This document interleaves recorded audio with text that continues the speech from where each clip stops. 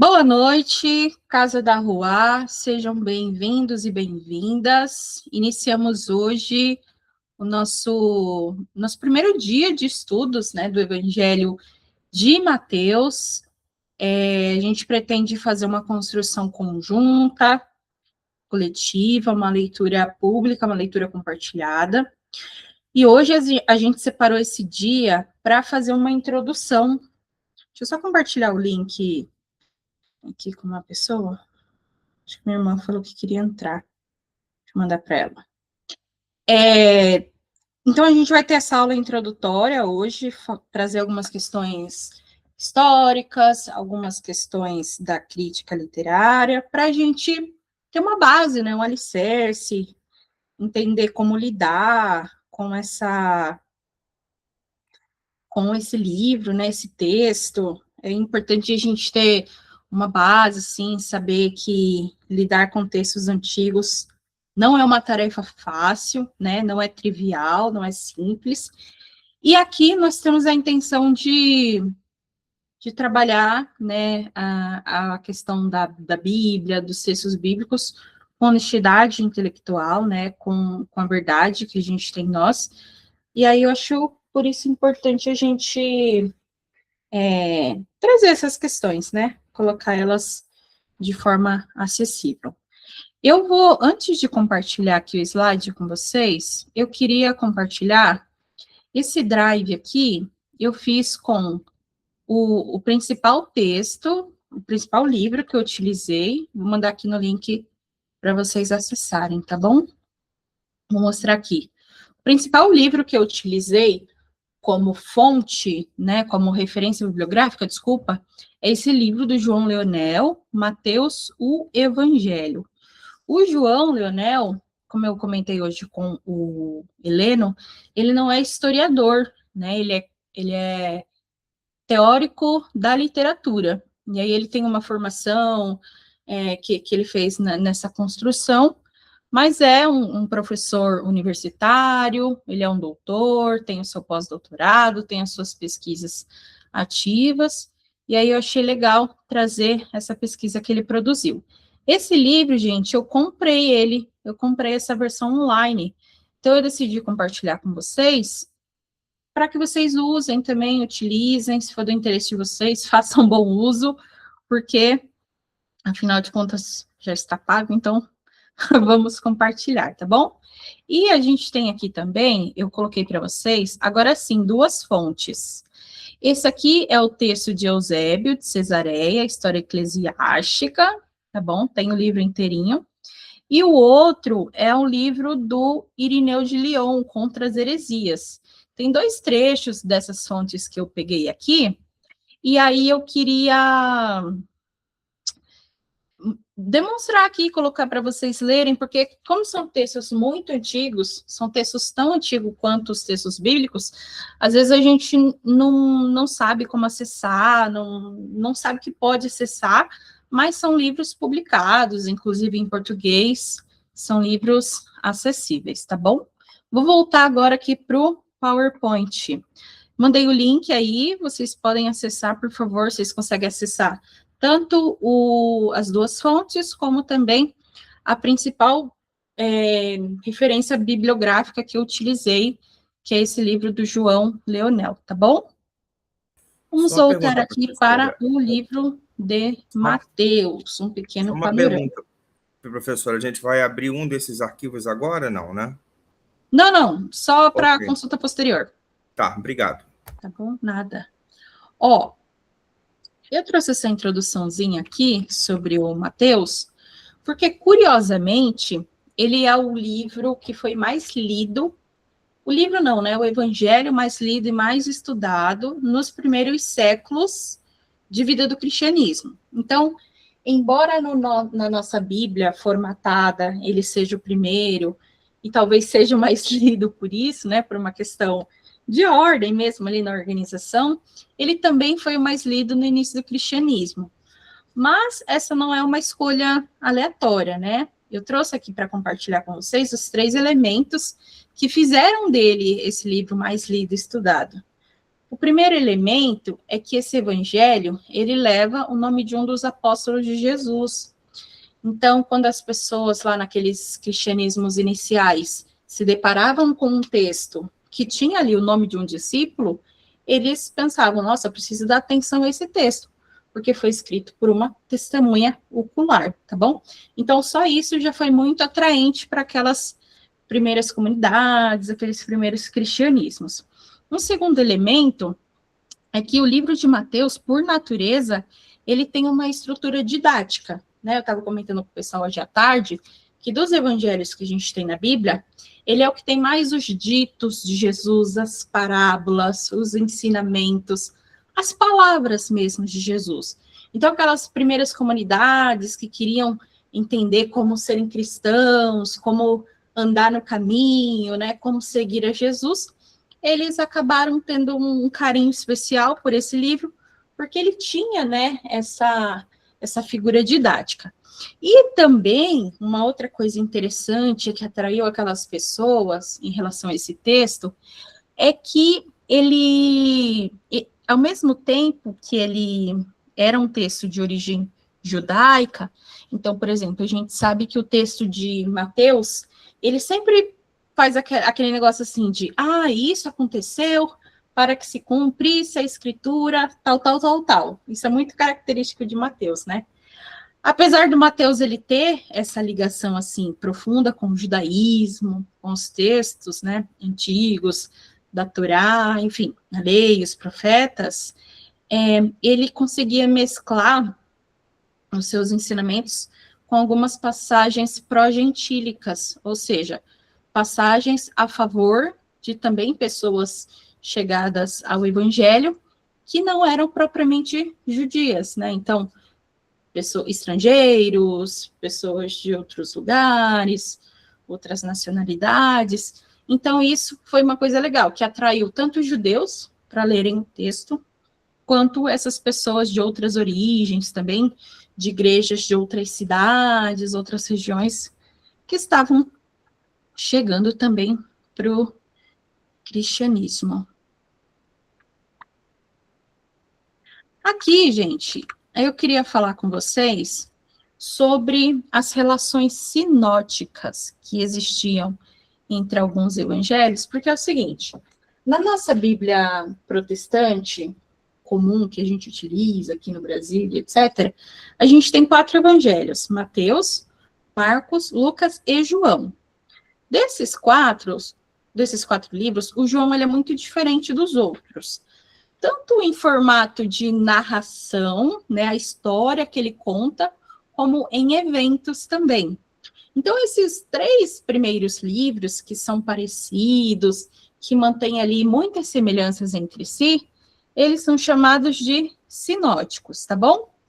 Esses livros são idênticos? Não, eles têm semelhanças e diferenças também. Aqui, ó, eu separei algumas semelhanças para a gente ver, que é o seguinte, ele começa com o surgimento de João Batista, nos 3, né? Depois vai para o batismo e a tentação de Jesus, marca o início do ministério de Jesus, tem o desenvolvimento das atividades de Jesus na Palestina, na região denominada Galileia, e no final Jesus se dirige para Jerusalém, onde passa os seus últimos momentos, é preso, julgado e morto, e ressuscita ao 3º dia. Então, é essa estrutura narrativa que, enfim, está presente aí nesses 3 evangelhos parecidos, que não acontecem da mesma forma em João, tá bom? Por isso João meio que ficou no grupinho só dele. Mas, como eu falei, nem tudo é semelhança, tem coisas que são diferentes também. Eu coloquei aqui alguns exemplos. Na descrição da tentação de Jesus, por exemplo, o Mateus desenvolve muito mais do que Lucas. Não, desculpa. Mateus e Lucas desenvolvem muito mais do que Marcos, né? Sobre a narrativa da infância de Jesus, Mateus e Lucas fazem essa narrativa, e para Marcos ela simplesmente não existe, tá bom? E do mesmo jeito, a gente tem o Sermão da Montanha, em Mateus, em Lucas ele é chamado de Sermão da Planície, e tem outros sermões grandes e importantes em Mateus, que a gente também não vê eles da mesma forma em Marcos, tá bom? Tem a questão da genealogia, que é muito polêmico, né? Enquanto a genealogia de Mateus começa com Abraão e conclui com José, em Lucas ela começa com Adão, né, e termina em José, e sobre a narrativa da tentação de Jesus, também existe uma invertida, assim, na ordem dos lugares, né? Então, por exemplo, aqui em Lucas, é deserto, lugar alto e templo. Deixa eu ver o outro. Em Mateus, é deserto, templo e monte. E, finalmente, cada evangelho contém um material que lhe é particular. Então, a gente tem coisas muito parecidas dentro desses 3 evangelhos. A gente tem histórias que são iguais, mas com detalhes diferentes e que mudam a narrativa, né? E a gente tem também coisas que são particulares, coisas que só tem em Marcos, que só tem em Lucas e que só tem em Mateus. Por que é importante a gente perceber isso? A gente foi criado, ensinado a pensar que a Bíblia, de forma geral, ela é um livro monolítico, assim, que representa uma única ideia e que ela, de A a Z, representa uma única mensagem, uma única história. E a gente não para refletir como cada um desses textos, com suas particularidades, eles transmitem também mensagens diferentes, mensagens particulares, o que não necessariamente significa uma coisa boa ou ruim. Significa apenas que são coisas diferentes e que cada qual, a partir do seu contexto, transmite uma mensagem diferente, tá bom? Na teologia tradicional, como que se diz isso, né? Se explica dizendo que cada um que escreveu lembrou de um detalhe, e aí um registrou, o outro não achou que era tão importante, ou se esqueceu.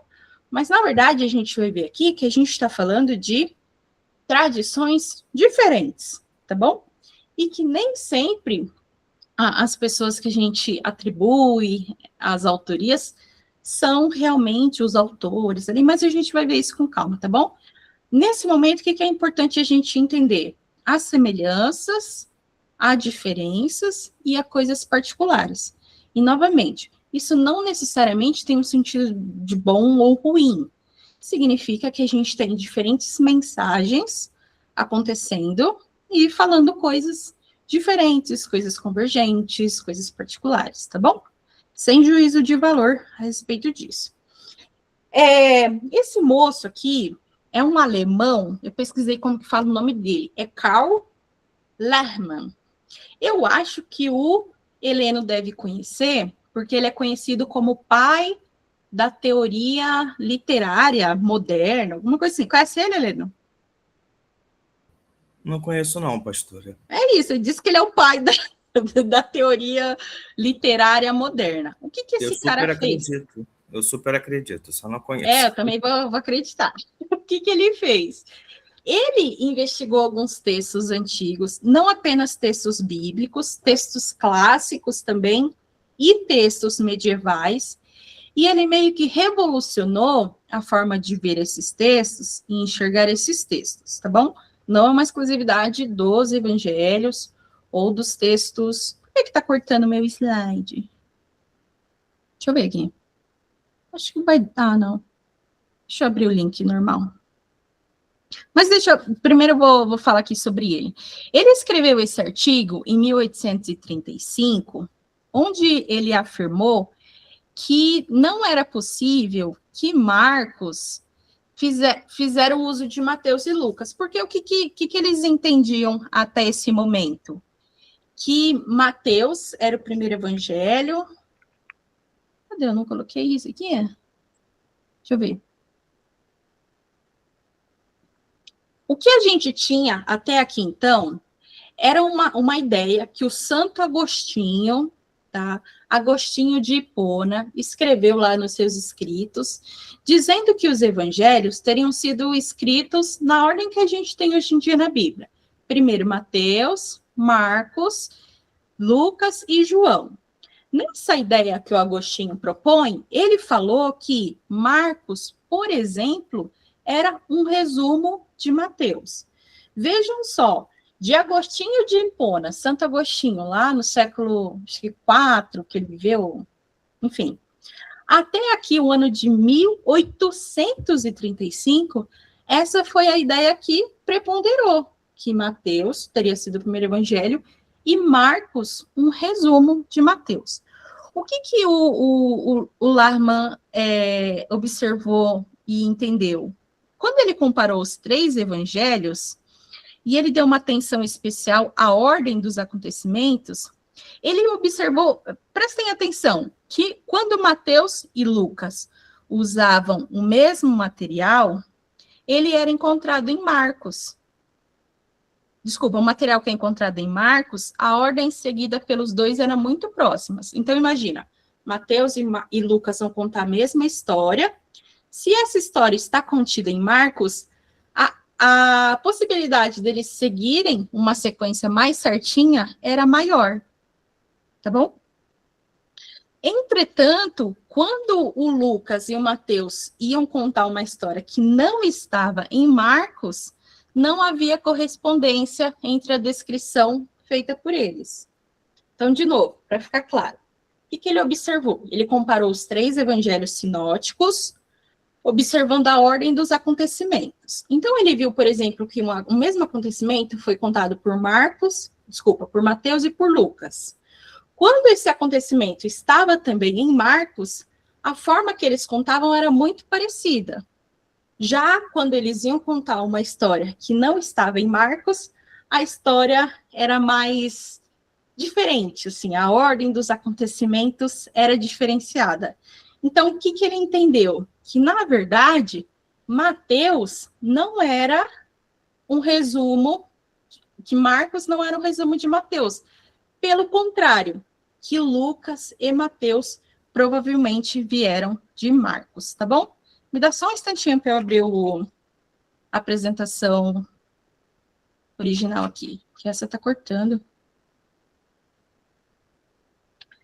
Alguém, deu para entender essa explicação? Alguém está com dúvida? Se tiver, pode falar.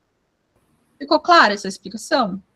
Eu entendi que, pelo estudo dele, Marcos teria sido a fonte de origem de Mateus e Lucas. Isso, exatamente, é isso mesmo. Então, ficou claro. Deixa eu abrir aqui. Ué, não está abrindo. Então, vamos seguir. Então, ele meio que, vejam só, no ano de 1835, ele revolucionou o que a gente entendia no cristianismo até então, a respeito dessa relação da ordem entre os textos, tá bom? Aqui agora a gente vai entrar numa coisa importante, que é a chamada teoria das 2 fontes. O que significa essa teoria das 2 fontes? Ela está ligada a esse estudo que ele fez, mas foi aprofundada por esses outros rapazes aqui, o Wise e o Wilke. Esses 2 aqui, a partir da pesquisa do Larman, eles fizeram pesquisas independentes, onde eles propuseram, em 1838, ou seja, 3 anos depois, que o Evangelho de Marcos representava, então, essa fonte comum a Mateus e Lucas. Então, eles pegaram aquela ideia que ele tinha proposto, foram estudando, né, foram aprofundando, e realmente cravaram o martelo, assim, dá para a gente dizer com segurança que, na verdade, Marcos é uma fonte comum para Mateus e para Lucas. Só que o Wise não parou por aí. Ele ainda conseguiu ver uma outra coisa interessante na pesquisa dele, que era o seguinte: ainda que Lucas e Mateus tivessem textos em comum, que vieram de Marcos, eles também tinham textos em comum que não estavam em Marcos. Então, o que a gente tem basicamente nesses textos? Textos comuns em Mateus e Lucas que estão em Marcos, textos em Mateus e Lucas que não estão em Marcos, e textos que estão só em Lucas ou que estão só em Mateus. Esse elemento que é textos em comum de Lucas e Mateus fizeram, então, eles criar essa teoria da fonte Q. Não sei quem já teve a oportunidade, já ouviu falar sobre isso. Q nada mais é do que Quelle, que é uma palavra em alemão, que significa fonte. Então, quando a gente fala fonte Q, a gente está basicamente falando fonte. Mas é isso. O que é essa fonte Q, gente? Ela é uma ideia, né? Ela não é uma coisa concreta, mas é a ideia de que há uma outra fonte que funcionou assim como Marcos. Também foi uma fonte comum para Mateus e para Lucas, tá bom? Então, Mateus e Lucas se inspiraram em Marcos e também se inspiraram nessa fonte Q, tá bom? De novo, a gente não tem essa fonte, a gente não consegue encontrar esse livro, a gente não tem o texto, a gente não tem a materialidade, a gente não consegue registrar, enfim, rastrear esse manuscrito, mas a gente tem esses escritos através dessas outras fontes, do Lucas e do Mateus, que são muito parecidas e que indicam isso. Provavelmente eles só poderiam vir de uma outra fonte comum. Eu trouxe essa tabelinha aqui para vocês, que eu achei ela muito ilustrativa. Quem tiver a oportunidade de parar agora e dar uma olhadinha, olha que legal. Aqui a gente tem uma comparação desses livros sinóticos. Então, a gente vê que esses numerozinhos são versículos. Então, a gente tem 330 versículos que são iguais em Mateus, Marcos e Lucas, tá bom? Em Marcos, a gente tem 278 versículos, dos quais 178 a gente encontra em Mateus e 100 a gente encontra em Lucas, tá bom? Agora, olha que interessante, tem 230 versículos que estão em Mateus, não estão em Marcos e estão em Lucas. São esses 230 que a gente atribui a essa fonte Q, tá bom?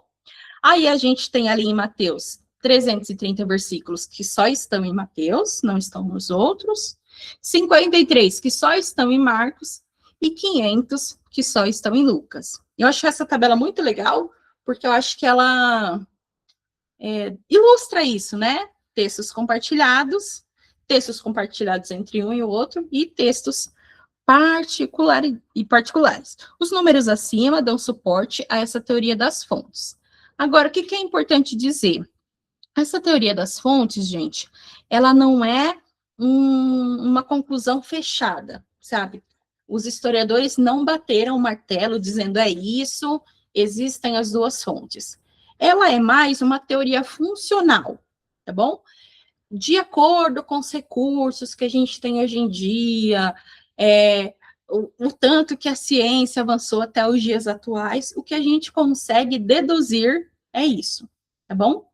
É uma coisa que a gente usa para se basear, para entender onde a gente está, se localizar, mas não necessariamente é uma coisa concreta, fechada, tá bom? É mais uma coisa que ajuda a gente a entender, separar as coisas bonitinho. Até aqui, tudo bem? Alguém tem alguma dúvida? Gostaram dessa tabelinha? Eu gostei. Essa tabelinha está no livro também, lá, que eu deixei como referência. Alguma dúvida? Deixa eu olhar o chat. Tentando abrir meu Canva para projetar o coisa, mas está dando erro de servidor. Estranho, né?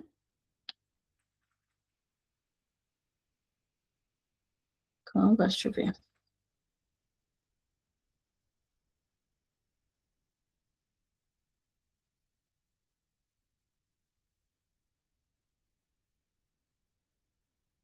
Ah, vou conseguir abrir aqui. Só um instantinho, por favor, gente. Se alguém tiver alguma dúvida, por favor, se manifeste. Essa é a hora. Ai, deu erro no servidor também. Poxa, ele resolveu ficar sem sinal essa hora? Então, vamos em frente. Ó, esse coisa aqui eu fiz até num formato diferente, né? Um formato... Porque ele é, de fato, uma nota, sabe? Sobre a autoria dos textos do Novo Testamento. Eu não quero que isso escandalize ninguém de alguma forma, eu não quero que você fique triste com isso. É mais um fato mesmo, uma questão apresentada. O que acontece? A gente não tem acesso à grande maioria da autoria dos textos do Novo Testamento, tá bom? Com exceção das cartas autênticas do Paulo, a gente não sabe. Desculpa, eu acabei de ver a mensagem aqui do Pedro, entendi. Não tem a ver com o tal sinóptico que. Seria a mesma fonte, o Pedro. Esse sinóptico Q seria a fonte Q, tá bom? É a mesma coisa. É o mesmo documento. É que a fonte Q, ela não é bem considerada um evangelho, sabe por quê? Os autores estimam que se esse documento de fato existiu, ele não tinha essa estrutura narrativa de contando a história de Jesus, ele era um livro basicamente de ditos, sabe? Jesus disse isso, Jesus disse para amar o inimigo, Jesus disse para guardar o sábado, seria mais nesse sentido, uma coleção de ditos, tá bom? Por isso ele não é um evangelho, mas é essa mesma fonte que você está falando, sim, tá bom? Voltando aqui, sobre a autoria, os textos do Novo Testamento.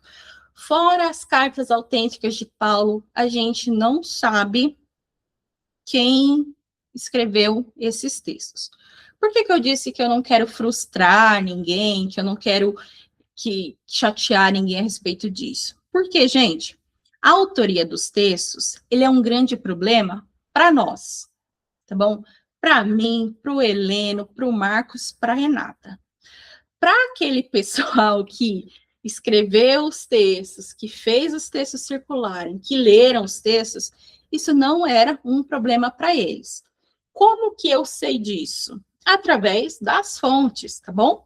Através dos vestígios. Esses textos, eles circularam amplamente, sem nenhuma autoria instituída, tá bom? Quando que eles decidiram colocar um nome de autor? A partir do 2º século, tá bom? Isso diz para nós que, apesar desse problema da autoria ser ruim para nós, porque eu queria saber quem escreveu Mateus, esse era um não problema para aquelas comunidades que trabalhavam com esses textos, tá bom? Aqui no slide diz que, na melhor das hipóteses, esses textos receberam uma autoria a partir do século II, tá bom? Vocês sabem aqueles ditos pais da igreja, aqueles primeiros padres, bispos que foram escrevendo essas fontes, igual essas que eu compartilhei no Drive? A gente tem, por exemplo, 2 muito famosos, ó, Justino e Papias. Para eu provar para vocês que a autoria não era um problema para aquelas comunidades, Justino e Papias escreveram suas obras defendendo a fé cristã, fazendo seus compilados teológicos, e eles não se importaram em atribuir autoria a esses textos. O primeiro cara que vai se preocupar com isso, que vai dar uma autoria de um texto, é justamente o Irineu, tá bom? Que o livro dele está lá no Drive e vocês podem acessar na íntegra. Então, olha só, o que eu estou dizendo? Não é, eu acho que eles não se importavam com isso. Realmente não era um problema, porque a gente tinha produção textual, tá bom? De padres, de bispos da igreja, de pessoas que estavam querendo sim defender a fé cristã, que estavam querendo sim mostrar que o cristianismo era certo, combater heresias, e eles não se preocuparam, tá bom? Por que o Irineu se preocupou? Porque o Irineu viveu numa época onde justamente começou a se pensar a formação de um cânon fechado, tá bom? Porque também nos tempos de Justino, Papias, ali no século I, II, III, só no século IV se tem a formação do cânon. Então, até isso é interessante, como esses textos circulavam entre as comunidades. Se eu achava que um texto não condizia muito com o meu cristianismo, eu simplesmente deixava de utilizá-lo, tá bom? Quando eles vão fazer o cânon, uma das coisas que eles levam em consideração na escolha dos textos é se o texto teve ampla circulação entre as comunidades, tá bom? Então, meio que rolou ali um concurso de popularidade, entre os textos, foi um dos elementos utilizados para fazer essa seleção de textos, tá bom? Então, olha aqui, gente, tal como os demais textos do Novo Testamento, esse livro que a gente está tratando aqui, o Mateus, ele também teve a sua fase anônima, tá bom? Por que o texto é anônimo? Me prova. Vamos lá. O primeiro elemento que demonstra que o texto era anônimo e circulou anônimo desde o início é que o próprio Evangelho não fornece nenhuma pista sobre sua autoria. Se vocês forem lá nas cartas do Paulo, vocês vão ver. Eu, Paulo, apóstolo de Jesus, escrevi essa carta para vocês, discípulos. Se vocês vão naquelas cartas pastorais, que não são próprias do Paulo, mas que são atribuídas a ele, também tem uma descrição lá. Eu, Paulo, que morri por Jesus, não sei o quê, escrevo. A gente não tem isso nos evangelhos, tá bom? Primeira coisa. Não tem, e é muito interessante, assim, a gente consegue rastrear a ordem dos manuscritos, né? Qual manuscrito é mais novo, qual manuscrito é mais velho. Até os manuscritos mais velhos não trazem essa informação. Então, não quer dizer que o manuscrito ele foi adulterado por uma pessoa malvada. Quer dizer que o escritor, ou os escritores, a comunidade escritora realmente não se preocupou em assinar o documento, tá bom? Segundo elemento, existem 2 textos no Evangelho de Mateus que falam sobre o discípulo Mateus, que é quando Jesus vê ele cobrando impostos e chama ele para seguir ele, e tem aqui a referência, Mateus 9 e Mateus 10. E no outro é quando Jesus faz aquela lista dos discípulos, dos 12, e o Mateus é citado lá também. Lembre-se que nenhum desses textos diz, e eu sou o Mateus que estou sendo citado, tá bom? Não tem isso. Terceira coisa, a gente já descobriu e entendeu pela teoria literária que o Mateus tem uma relação de dependência de Marcos. Ora, imaginem, Marcos não era discípulo direto de Jesus. Marcos, na tradição, ele era discípulo de Pedro. Por que que Mateus, que andou com Jesus, que era discípulo de Jesus, dependeria do material feito por um discípulo de Pedro para escrever, tá bom? Então, todos esses elementos demonstram que o texto circulou de forma anônima. E, de novo, isso não é um problema para aquela comunidade, não era, e não precisa ser para a gente também, tá bom? Gente, uma coisa que me fascina muito na história, na historiografia, né, é essa habilidade que a história tem de rastrear essas coisas. É importante ressaltar, quando a gente diz essas coisas, a gente não tirou, assim, da nossa imaginação, não é o que a gente quer. A gente tem as fontes que mostram isso, tá bom? Sobre o Evangelho de Mateus, tem esse elemento muito legal aqui, que o Papias, lembra que eu falei dele? O Papias, a gente não tem a obra dele preservada, tá bom? A obra dele, infelizmente, já se foi. Mas a gente consegue acessar o que o Papias falou através dessa obra aqui, do Eusébio de Cesareia, que também está no Drive, tá bom? A obra dele vocês conseguem ver lá na íntegra. Olha aqui que legal o que o Eusébio de Cesareia falou do Papias. Isto é o que conta Papias sobre Marcos. Referente a Mateus, diz o seguinte: Mateus ordenou as sentenças em língua hebraica. Esse ordenou as sentenças, Pedro, é exatamente o negócio, a fonte Q. A fonte Q, ele era um livro de sentenças, de frases, tá bom? De ditos. É a mesma coisa que o Papias está falando aqui, que o Mateus teria feito. Ordenou sentenças em língua hebraica, mas cada um as traduzia como melhor podia. O que acontece? Vou até adiantar o slide aqui como um spoiler. Aqui a gente tem o Irineu, tá bom? O Irineu, no ano de 180 depois de Cristo, atribuiu a autoria para o Marcos. E de onde que ele tirou isso? Dessa citação aqui do Papias. Só que tem 2 problemas, gente, que impedem que esse texto do Papias, que no caso Papias não teria como estar falando do Evangelho.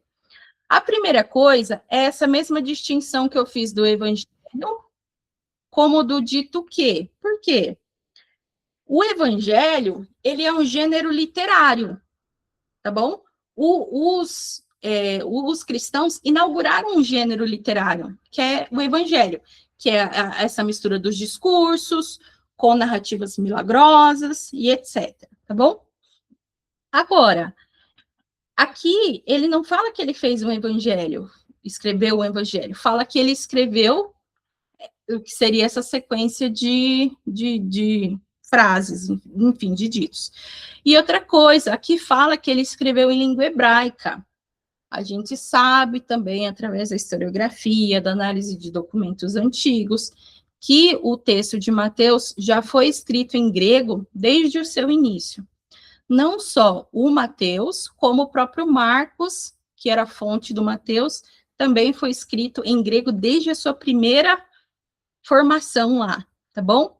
Então, a gente tem esse pequeno trechinho aqui que quase se perdeu aí na história. Se não fosse o Eusébio registrar, a gente não teria, porque a obra do Papias já se foi. Mas olha que interessante aqui. Essa fala é ali por volta do ano 110 a 130 depois de Cristo. Até aqui, Mateus está sem autoria, tá bom? E, por fim, a gente chega no ano que o livro de Mateus ganhou essa autoria de Mateus, e eu peguei o trechinho aqui também para vocês, tá bom? Que a obra também está no Drive, o Irineu de Lyon, ele não vai só denominar que Mateus é Mateus, mas que também Lucas é Lucas, Atos é de Lucas, enfim. Para quem não sabe, o meu TCC foi em Atos dos Apóstolos, e essa discussão, ela é muito viva, assim, como o Irineu, ele tinha essa preocupação de dar nome para os evangelhos, para Atos, justamente nessa intenção de dar autoridade, tá bom? Autoridade para esses textos. Por quê? Um outro elemento importante para a formação do cânon. Os textos obrigatoriamente precisavam vir ou de uma testemunha direta, uma testemunha ocular, no caso Mateus e João, ou precisava vir de um discípulo de um discípulo. Então, Lucas, Marcos, que era discípulo do Pedro, tá bom? Então, veja, a gente finalmente chega aqui no Irineu, com ele dando a autoria do texto. A datação. É muito difícil a gente chegar a essa datação. Como que a gente faz para se aproximar? A gente também faz essa comparação. A Didaquê, que é um texto ali da primeira metade do século II, e o Inácio de Antioquia, que também está nessa família aí dos pais da igreja, eles demonstraram em suas obras que eles já conheciam o conteúdo do Evangelho de Mateus. O que isso quer dizer? Na primeira metade do século II, o Evangelho já estava escrito, porque esses autores, inclusive, falam sobre, tá bom? Um outro elemento é que, como a gente já sabe que Mateus se inspirou em Marcos, não dava para ser muito antes de Marcos. Marcos foi escrito, a gente deduz, de 60 a 70 depois de Cristo. Então, qual que é a data que a gente coloca entre esses dois acontecimentos? Do ano 80 ao ano 100 depois de Cristo. É o tempo que a gente estima para escrita de Mateus, tá bom? Local de composição, um outro elemento que é muito difícil a gente afirmar, porque a gente não tem no texto, assim, isso de forma explícita. Então, o que a gente faz? A gente lê o texto e tenta pescar ali alguns vestígios. Tem dois lugares que são mais prováveis de origem desse texto, tá bom? Antioquia, na Síria, por quê?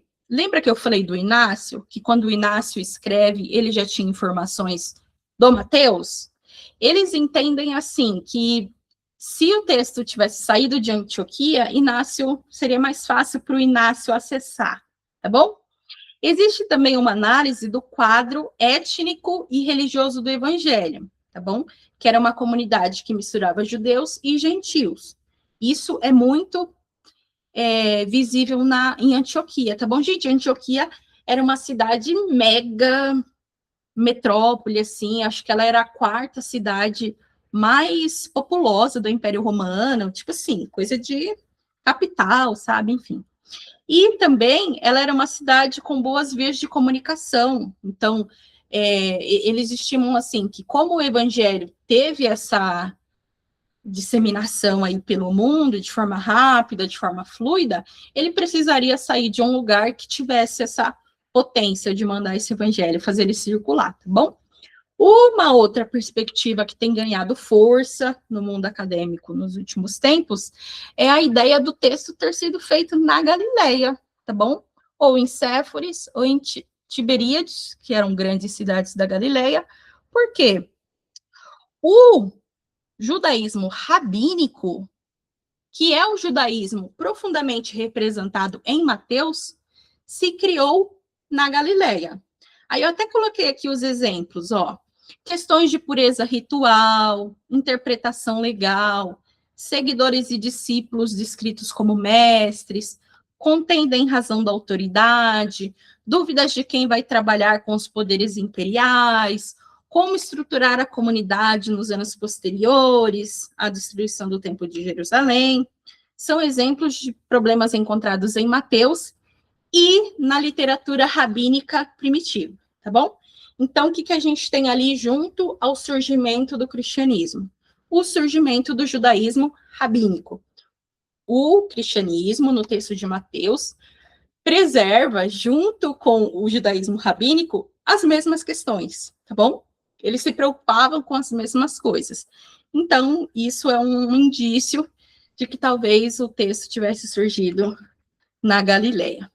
Por fim, a gente vai ver aqui quem era o público leitor. Para quem, então, que estavam escrevendo? A gente tem um livro, sabidamente, de origem judaica, só que essa comunidade que escreve e que lê esse texto, ele se vê num processo de inclinação cada vez mais para não-judeus, tá bom?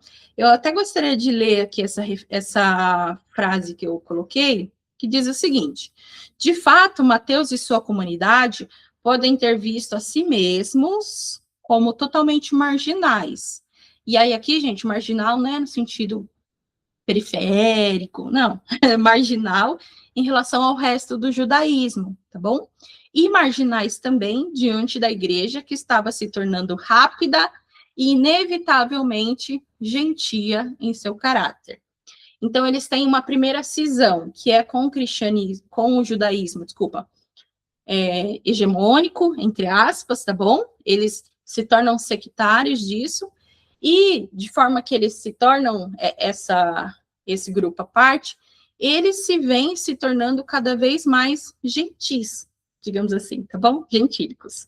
Que é importante dizer também, gente, a gente viu isso bastante quando a gente estudou sobre Paulo, que Paulo, ele era um cara que estava inserido numa cultura helenizada, assim, numa cultura Império Romano, enfim. Mas isso não é privilégio de Paulo, tá bom? A gente lê Mateus e a gente vê muitas referências do Antigo Testamento, né? E se disse aquilo para que se cumprisse tal profecia. E a gente entende que é um texto profundamente judaico. Mas lembrem-se, a gente já está falando aqui de um contexto pós-helenização. Então, Alexandre o Grande já tinha invadido o Oriente, sabe? Já tinha espalhado a cultura grega, a cultura helênica. A gente está falando de um contexto pós-queda do Templo de Jerusalém. Então, aqueles judeus já haviam se, ali da capital, já haviam se dispersado pelo mundo, tendo contato com outras culturas. E antes disso, a gente já sabe que existiam muitas comunidades judaicas espalhadas por todo o Império Romano, algumas se adaptando à cultura, algumas tentando preservar, enfim, todas aquelas manifestações, aqueles jeitos diferentes de ser judeu, tá bom? A comunidade mateana era mais um jeito diferente de ser judeu. Bom, é importante lembrar, ninguém do Novo Testamento, nem o pessoal dos evangelhos, nem Paulo, esse pessoal nunca se chamou de cristão, tá bom, gente? Eles nasceram, viveram e morreram como judeus, todos eles. Eles não se entendiam parte de uma nova religião, entre aspas. Eles entendiam que eles tinham o jeito certo de ser judeu.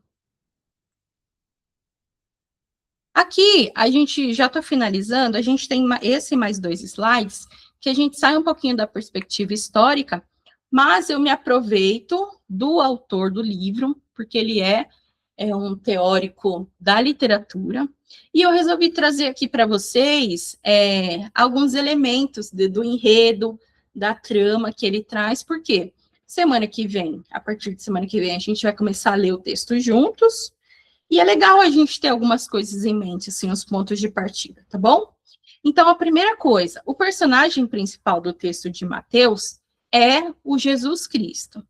Aí você vai falar assim, nossa, mas é óbvio que é o Jesus Cristo. Calma, Jesus Cristo está colocado aqui porque se refere já ao Jesus divinizado, tá bom?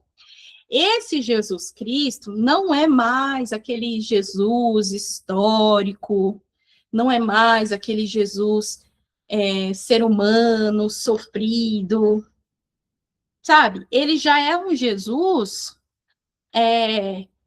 unido de elementos espirituais, tá bom? De milagres, de coisas sobrenaturais. Por isso é Jesus Cristo, tá bom? Que é esse Jesus que está ligado à divindade, ele é Deus, ele é filho de Deus, ele é o representante de Deus, ele é o profeta. Todas essas questões já estão envolvidas nesse Jesus Cristo, tá bom? Qual que é o gênero literário? Lembra que eu falei para vocês que os cristãos inauguram o gênero evangelho?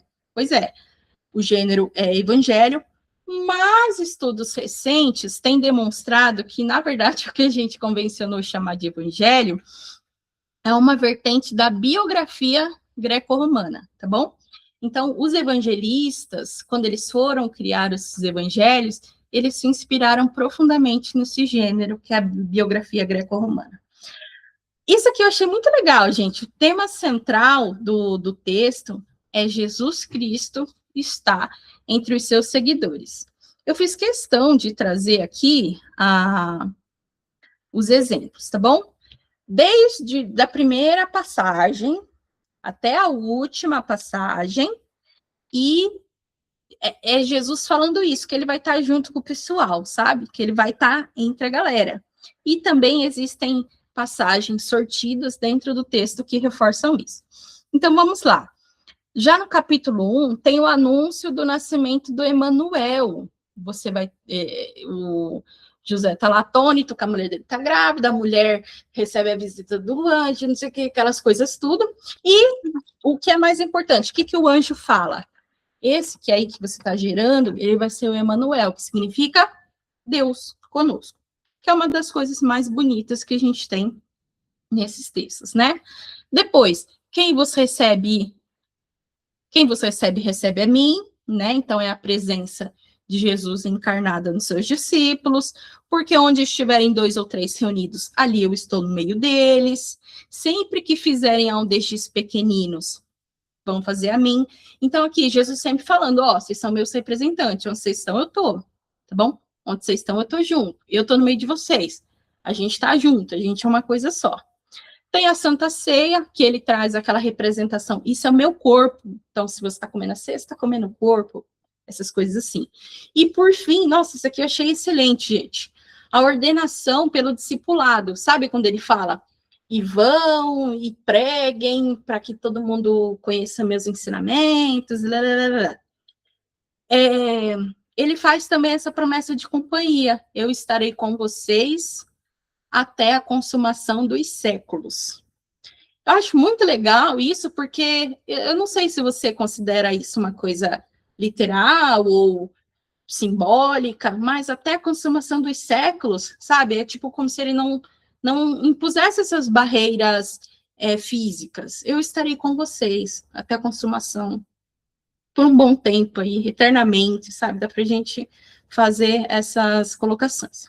Agora, gente, olha que interessante isso aqui. Mateus se difere dos demais evangelhos em um elemento muito interessante.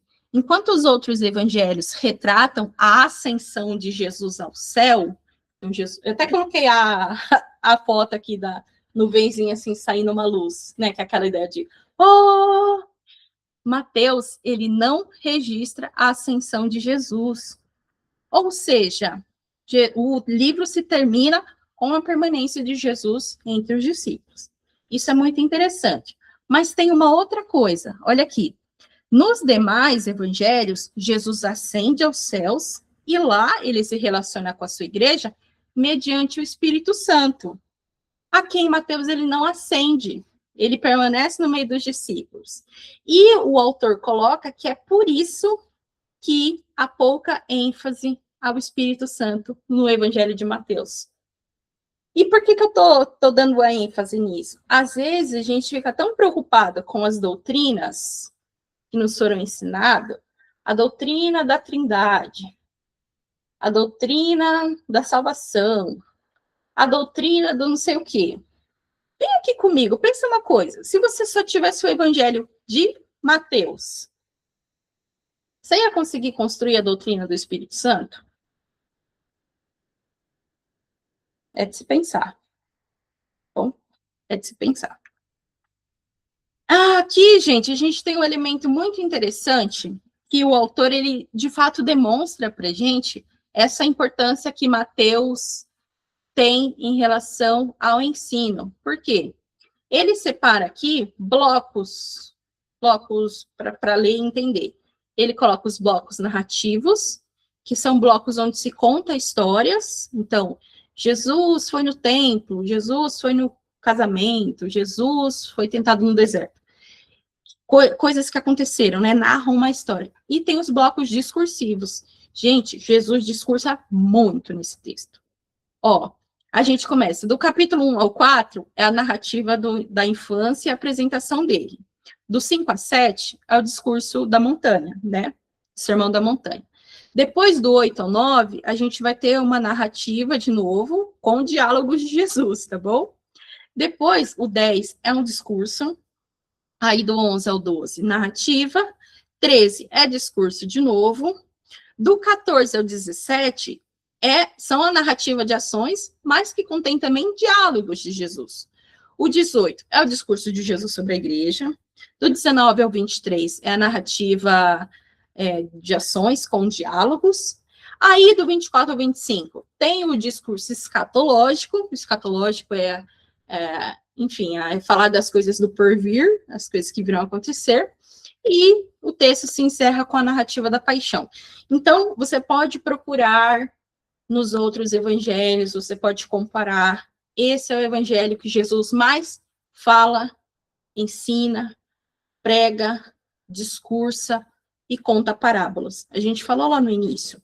E isso foi muito importante para aquelas primeiras comunidades que queriam entender o que era esse cristianismo que estava surgindo. Por isso, o Mateus foi muito importante para eles. E, por último, eu queria ver com vocês, né, esse papel do discurso em Mateus mesmo. Ó, embora tanto ações quanto discursos sejam importantes na economia do evangelho, o ensinamento, palavra-chave, de Jesus, recebe maior destaque, o que se verifica em suas palavras de comissionamento dos apóstolos após a ressurreição. Então, aquele textinho lá que eu falei.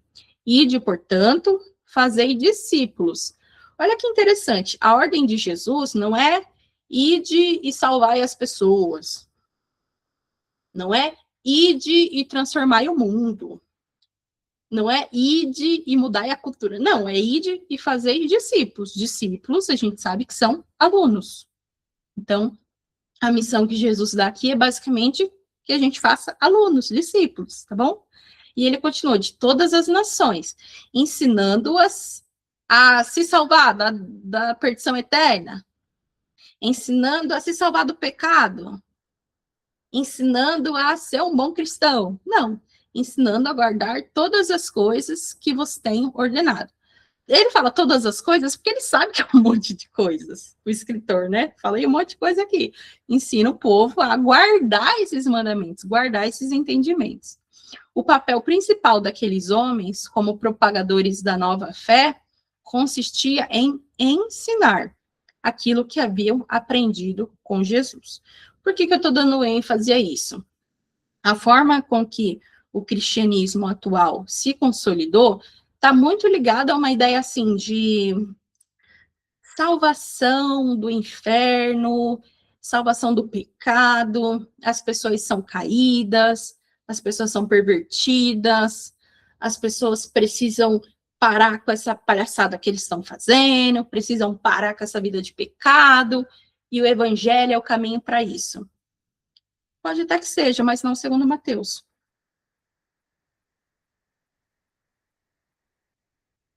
A mensagem de Mateus que a gente viu é que Jesus estava no meio dos seus seguidores, a mensagem central do texto, e a ordem final, digamos assim, de Jesus é que ensine o que ele ensinou. E aí eu vou repetir o que eu falei hoje de tarde com o Heleno. A gente está ensinando alguma coisa para alguém sobre alguma coisa que a gente leu no Evangelho? Não estou dizendo que esse é o certo a ser feito, mas a gente está. E aqueles que se dizem portadores do evangelho, representantes do evangelho na terra, que se dizem grandes pastores, grandes pregadores, grandes representantes de Deus, eles estão ensinando também essas palavras? E eu não estou falando ensinar a palavra de forma genérica. Eu não estou falando ensinar a Bíblia. Eu não estou falando ensinar a doutrina. Eu não estou falando ensinar a ser crente.